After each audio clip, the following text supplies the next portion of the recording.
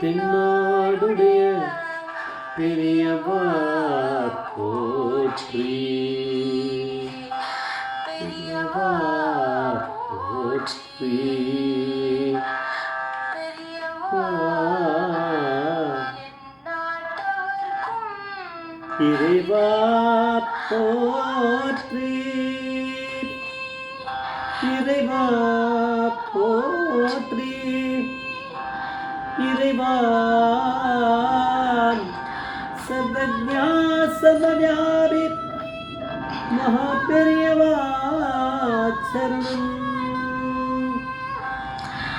மகா பெரியவா சரணம்,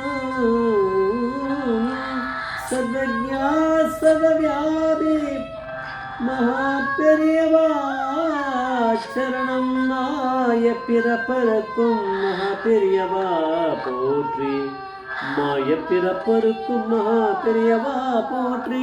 அபாரகரண சிந்தும் ஞானதம் சாந்திருப்பணம் ஸ்ரீ சந்திரசேகர குரு பிரணமாமுதானம் கலியுகம் காஞ்சிமான் யூடியூப் சேனல் பிரத்யேகமாக நமது மகாபெரியவரோட பக்தர்களுக்கு ஏற்பட்டு கொண்டிருக்கும் அனுபவங்களை ஒவ்வொரு நாளும் ஒரு அனுபவம், அதுக்கு ஒரு தலைப்பு. இந்த கணிப்பதோட தலைப்பு என்ன, வீட்டுக்கு ஓடு போட்டாச்சா, என்ன வீட்டுக்கு ஓடு போட்டாச்சா. இந்த சேனலை இது வரைக்கும் சப்ஸ்கிரைப் பண்ணாலாம் பண்ணுங்க, தினமே பாருங்கள்.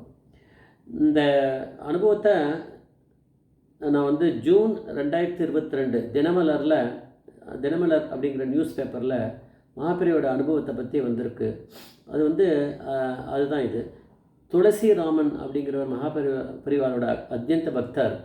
எந்த காலத்தில் நடந்ததுன்னு தெரியல, ரொம்ப வருஷத்துக்கு முன்னாடி நடந்திருக்கலாம். மகாபெரிவாரோட பக்தருக்கு அவர் வேலைக்கு தேடிகிட்டே இருந்தாராம், வேலையே கிடைக்கலையாம் அவருக்கு கீழே 4 சகோதரிகள் அவருக்கு கீழே.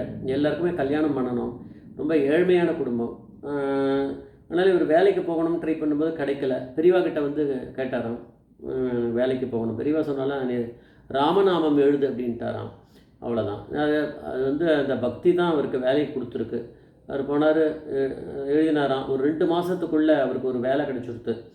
என்ன கொஞ்சம் வயத்தை ஒப்பிக்க முடிஞ்சதே தவிர இப்போ அவருடைய தங்கைகளுக்கு கல்யாணம் பண்ணணும்னா அது நிச்சயம் நடக்காது.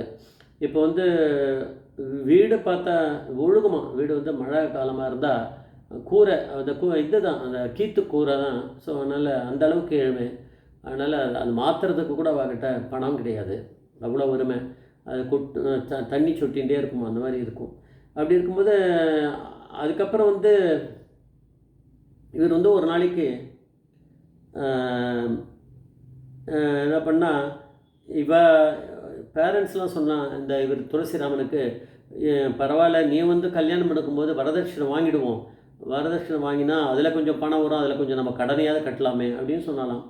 இவருக்கு அது மனசில் ஒத்துக்காது இல்லையா. அதனால் நேராக போய் பெரியவா கிட்ட போய் கேட்டிருக்கா, இதை பற்றி சொல்லியிருக்கார்.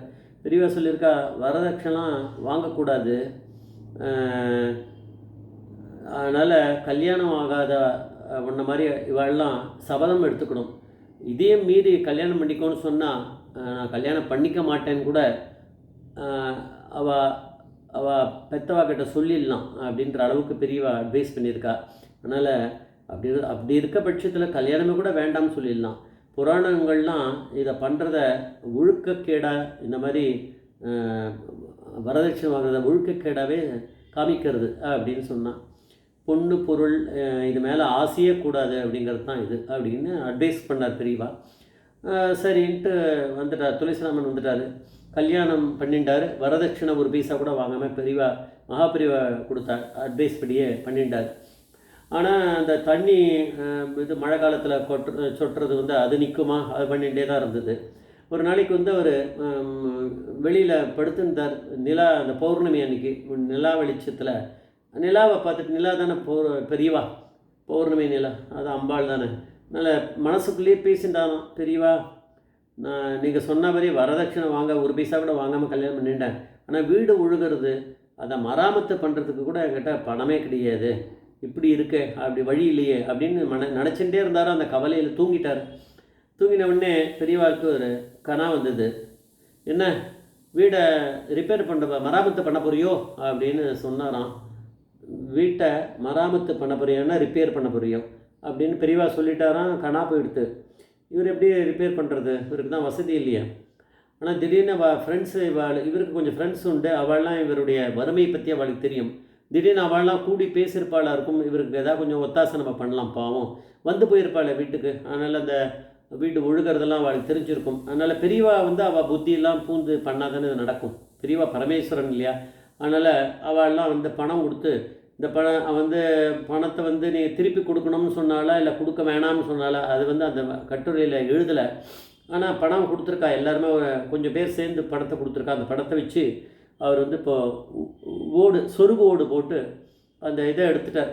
கீத்து கொட்டாயை எடுத்துகிட்டு, அது சொருகு ஓடுன்னா கொஞ்சம் தாங்குமே, தண்ணி ஊறி கீழே இறங்குறதெல்லாம் நடக்காது. அதனால் கொஞ்சம் நன்னா எடுத்து அதை கட்டி அதெல்லாம் வேலையெல்லாம் முடிஞ்சு ப்ராப்பராக அன்றைக்கி தான் சொருகோடெல்லாம் போட்டு முடிச்சிருக்கார். முடித்த அன்றைக்கி வெடிகாலத்தால் திருப்பி பெரியவா கனாவில் வந்துட்டார். வந்துட்டோடனே பெரியவா வந்து அந்த வீட்டுக்கு வேறு பேர் வச்சுருக்கார். என்னென்னா இந்து சேகர சிவப்பிரியா. இந்து சேகரன்னா சந்திரசேகரன், சந்திரன்னா இந்து, சந்திரசேகர சிவப்பிரியா அப்படின்னு பேர் வச்சுருக்காராம். அந்த வீட்டுக்கு பேர் வந்து பேரும் போட்டார். ஏன்னா பெரியவாளுடைய அனுகிரகத்தில் தானே இதெல்லாம் நடந்திருக்குன்னு தெரியும் அவருக்கு. அடுத்த நாளே அந்த ஓட்டு வீடாக மாற்றி அவர் தூங்கின்னு இருக்கார். அன்றைக்கி கனாவில் வந்துட்டார். காத்தால் வந்து பெரியவா சொன்னாலாம், என்ன வீட்டுக்கு ஓடு போட்டாச்சா அப்படின்னு பெரியவா கேட்டாலாம். திருப்பி கனா போயிடுது. அதுக்கப்புறம் அதனுடைய கட்டுரை பற்றி அவள் எழுதலை, அப்படியே முடிச்சுட்டா சஸ்பென்ஸாக. மேபி அந்த பெரியவாளை போய் தரிசனம் பண்ணியிருக்கலாம், இவர் வந்து இவருடைய கிருத்தஜ்ஞையை சொல்லியிருக்கலாம். அடுத்தது அவள் ஃப்ரெண்ட்ஸ்லாம் பணத்தை கூட கேட்காம கூட இருந்திருக்கலாம் இவர்கிட்ட. அப்படியே அதெல்லாம் தெரியல, அதெல்லாம் ஒரு அனுமானம் தான். பெரியவா பரமேஸ்வரனா என்ன வேணா பண்ணியிருக்கலாம். ஜெய் ஜெய்சங்கர் ஹரிசங்கர மகாபிரியா பாதமேச்சரணம், மகாபிரியா பாதமேச்சரணம்.